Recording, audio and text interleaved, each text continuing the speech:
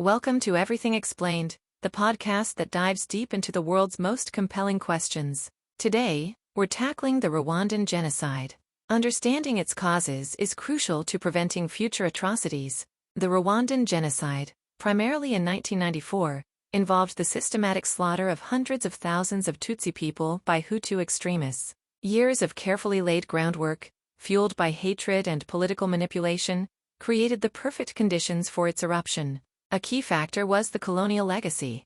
Belgium's colonial system, implemented in the early 20th century, categorized the population based on physical characteristics, favoring the Tutsi minority in administrative positions and granting them preferential treatment.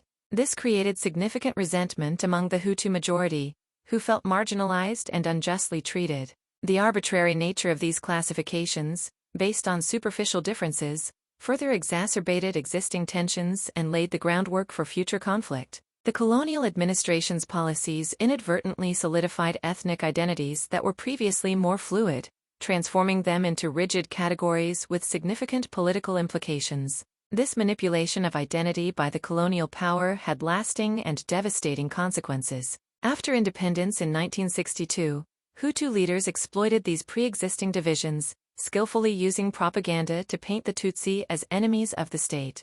This propaganda campaign, disseminated through various media outlets, including newspapers, radio, and word of mouth, effectively dehumanized the Tutsi population, portraying them as a threat to national unity and Hutu identity. This systematic dehumanization was a crucial element in creating the environment where genocide could occur. The rhetoric intensified over the years, culminating in the 1994 assassination of President Juvenal Habyarimana, a Hutu, which acted as the spark igniting a coordinated attack against the Tutsi. Radio stations, particularly Radio Television Libre des Mille Collines, RTLM, became powerful tools of hate speech, broadcasting inflammatory messages that incited violence and directed Hutu civilians to participate in the killings. These broadcasts played a significant role in coordinating the attacks and ensuring their widespread nature. Meanwhile, well-organized militias, known as Interahamwe, and members of the Rwandan armed forces,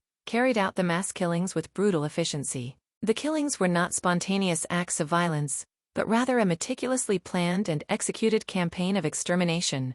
The international community's response was woefully inadequate. The UN peacekeeping force UNAMIR was severely understaffed and under-equipped, lacking the mandate and resources to effectively intervene and prevent the genocide.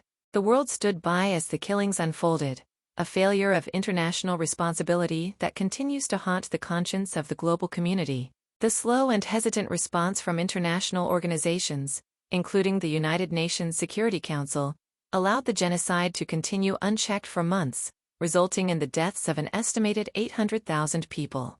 The Rwandan genocide wasn't simply about ethnic hatred. It was a complex interplay of historical grievances, political opportunism, and international failure.